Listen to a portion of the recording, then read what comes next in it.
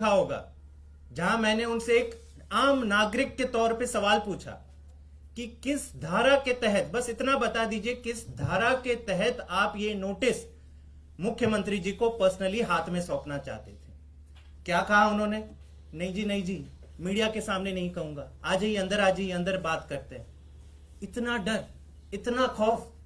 अगर आप कानून के तहत कोई काम करते हैं तो मीडिया के सामने बताने में क्या है आपको डर?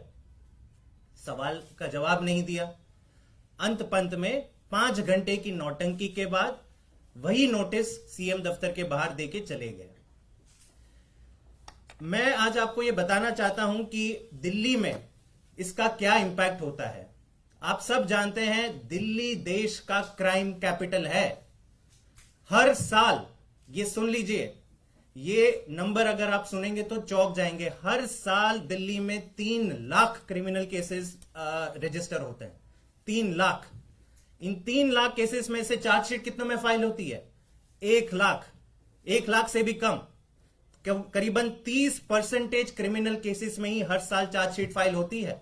2 लाख केसेस में तो चार्जशीट ही फाइल नहीं होती। और ये जो 30% का आंकड़ा है, परसेंटेज ऑफ चार्जशीट फाइल, वो देश भर में सबसे कम है।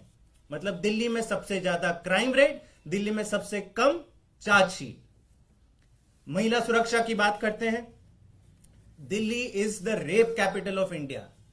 वुमेन क्राइम्स अगेंस्ट वुमेन में दिल्ली का अव्वल नंबर आता है। सारे मेट्रोपॉलिटन सिटीज का अगर आप हिसाब किताब लगा दें तो highest number of crimes against women Delhi में पिछले साल पाए गए 14,158। सीनियर सिटीजन्स की बात करें, सारे देश में सबसे ज्यादा क्राइम अगेंस्ट सीनियर सिटीजन्स कहां रजिस्टर होते हैं? दिल्ली में रजिस्टर होते हैं 1,315 पिछले साल, जो उसके पहले के साल से भी ज्यादा था। क्राइम अगेंस्ट चिल्ड्रन की बात कर लेते हैं। बच्चे कितने सेफ हैं दिल्ली में?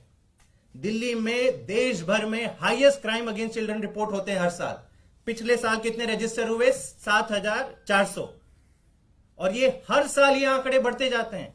हर साल दिल्ली के टोटल क्रिमिनल केसेस जो भी रजिस्टर हो रहे हैं वो बढ़ते जा रहे हैं। लेकिन दिल्ली पुलिस के क्राइम ब्रांच क्या करती है? बीजेपी के मुख्यालय से कॉल नहीं आया, दर्जन ऑफिसर भेज दो मुख्यमंत्री के घर पर, 5 घंटे उनको खड़े रहने दो, मीडिया के सामने नौटंकी करेंगे, भंगड़ा करेंगे कि आओ हमें शूट करो, हम यहां पे खड़े हैं। और नोटिस का आधार क्या है? जैसे अतिशी जी ने कहा, ना कोई आईपीसी की धारा मेंशन है, ना सीआरपीसी, ना कोई समन्स, ना एफआईआर। एक कोरे कागज पे एक नोटिस या खत लिखकर कह रहे हैं कि नहीं हमें तो मिलना है। तो क्या मुख्यमंत्री और मंत्री दिल्ली सरकार के सारे अपना कामकाज छोड़ दें, केवल और केवल डाकिया का काम करें कि अपने घर के बाहर खड़े रहें कि आइए दिन भर आइए, जो भी खत लेंगे हम आपको पर्सनली सौंपेंगे? हमारी बीजेपी से गुजारिश है, दिल्ली पुलिस के राजनीतिक आकाओं से गुजारिश है कि ये नौटंकी करना बंद करें, दिल्ली के लोगों की सेवा करने दें। दिल्ली के क्राइम ब्रांच के पुलिस ऑफिसर का कोई इसमें दोष नहीं है। हमारी पूरी तरह से दया है उनके साथ। वो जब आए थे पुलिस फोर्स में तो ये जरूर सोच के आएंगे कि देश की सेवा करेंगे, महिला सुरक्षा पर काम करेंगे, किडनैपिंग रोकने में काम करेंगे, मर्डर रोकने में काम करेंगे। लेकिन होता क्या है, सुबह 8 बजे कॉल आ जाता है कि जाओ आज पूरी दिन मीडिया के लेके जाओ और सीएम के बाहर, आप सीएम के घर के बाहर आप ये खड़े रहो रास्ते पे।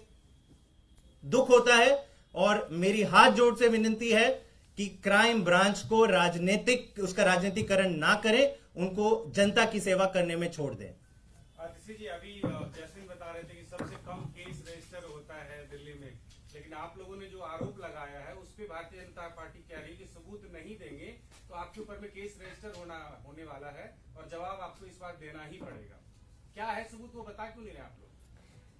देखिए, हम तो बता रहे हैं कि कौन लोग आए थे। हम तो बता रहे हैं कि वही लोग आए थे जो गोवा में गए थे, वही लोग आए हैं जो कर्नाटका गए थे, वही लोग आए हैं जो तेलंगाना गए थे, वही लोग आए हैं जो मणिपुर गए थे, वही लोग आए हैं जो अरुणाचल प्रदेश गए थे।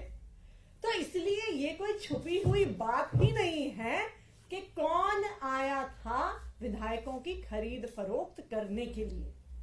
ये आप सड़क पर चले जाइए, सड़क पर चलता हुआ आपको बच्चा बच्चा बता देगा कि कौन कांग्रेस के विधायक तोड़ रहा है, कौन शिवसेना के विधायक तोड़ रहा है, कौन जेडीएस के विधायक तोड़ रहा है, कौन आम आदमी पार्टी के विधायक तोड़ने की कोशिश कर रहा है। मतलब सत्ता तो इसलिए ये क्या करें, एक भारतीय परंपरा में कहते हैं प्रत्यक्ष ही प्रमाण है, तो ये बिल्कुल प्रत्यक्ष है, पूरे देश के सामने है कि कौन विपक्ष की पार्टियों पर केस कर रहा है, कौन विपक्ष की पार्टियों को डराकर धमकाकर पैसों का लालच देकर तोड़ने की कोशिश कर रहा है।